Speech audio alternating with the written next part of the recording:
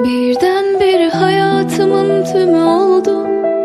Gecelerime gün gibi doğdu. Gidersen bir gün bir üzülür çok. Hayatımın tümü oldu.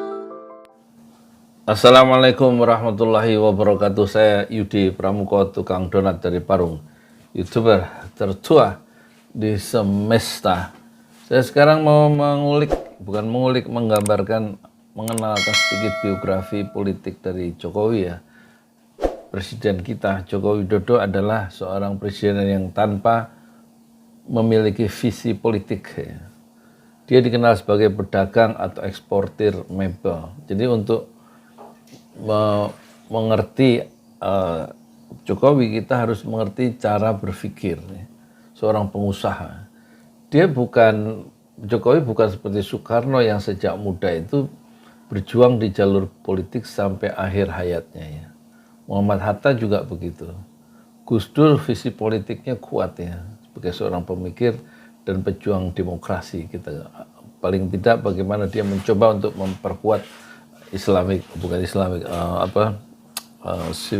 civilian values ya, nilai-nilai sipil itu beroperasi dalam sebuah negara demokrasi yang demokratis ya. Kemudian Presiden Megawati itu punya visi politik, di samping dia sebagai ketua partai juga memiliki satu pandangan-pandangan yang dia serap sedikit banyak dari ayahnya ya gak? Terus siapa lagi yang punya visi politik? Itu Presiden SBY, itu jelas dia seorang terpelajar ya, dan ekonomi yang dia dalami itu tentu tidak selalu berkaitan dengan politik ya. Politik dan bisnis adalah dua sisi mata uang yang sama ya. Kemudian ya satu-satunya presiden kita yang tidak punya visi politik adalah Pak Jokowi. Dia tidak punya referensi siapa tokoh politik ya yang dia kagumi.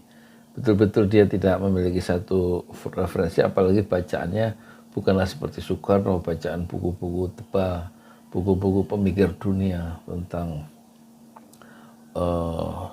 demokrasi, tentang liberalisme, tentang sosialisme, tentang kapitalisme, dan banyak menyerap bacaan-bacaan tingkat dunia. Beda dengan Pak Jokowi yang dia katanya suka membaca komik Shinchan ya. Jadi ternyata ada gap ya, intelektual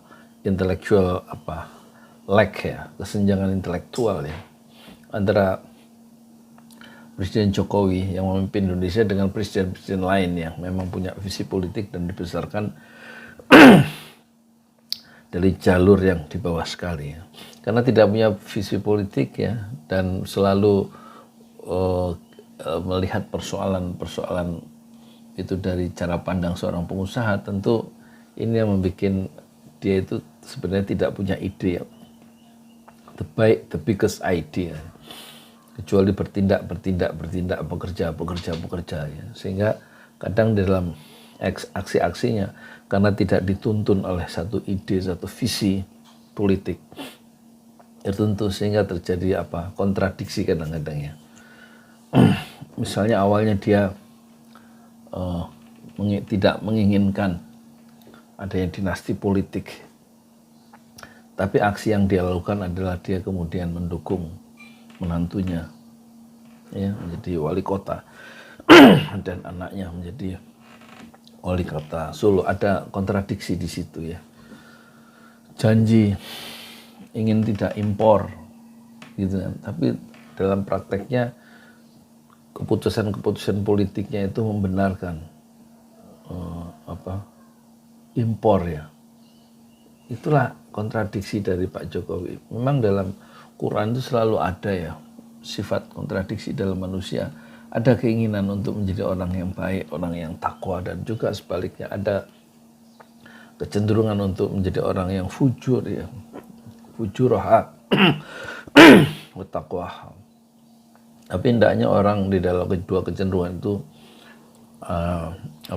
konsistensi atau satu tindakan yang konsisten dibimbing sebuah visi politik yang besar. Kalau dia seorang politisi, hendaknya itu adalah sebuah keharusan dan sebuah kemutlakan. Tapi pada kasus Pak Jokowi sebagai presiden kita yang terakhir, yang ke-7 atau yang ke-8 ini, visi politik itu betul-betul hampir nol ya, kecuali dia bertindak sebagai cara yang dituntun oleh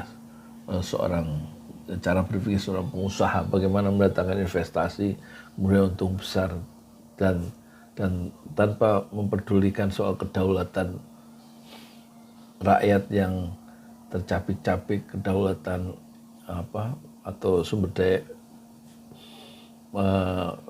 alam yang terkuras dan lain-lain. Dia tidak terlalu berhitung sebagai seorang politisi yang betul-betul harus bisa berdialog setara, duel intelektual pada level nasional untuk mempertahankan kepentingan nasional.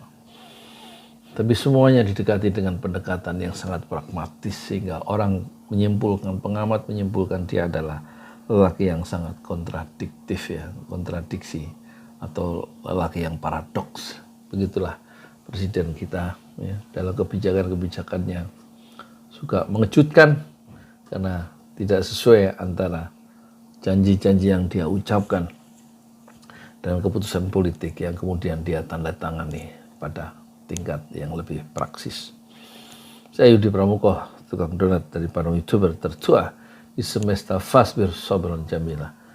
Bersabarlah dengan kesabaran yang indah. Assalamualaikum warahmatullahi wabarakatuh.